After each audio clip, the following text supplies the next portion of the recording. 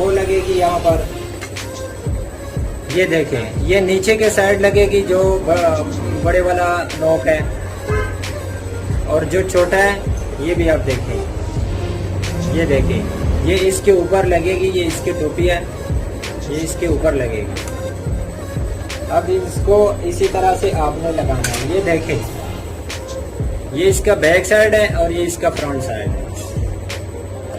अब इसके बाद जो बटन वाली डाई है वो लगाएं।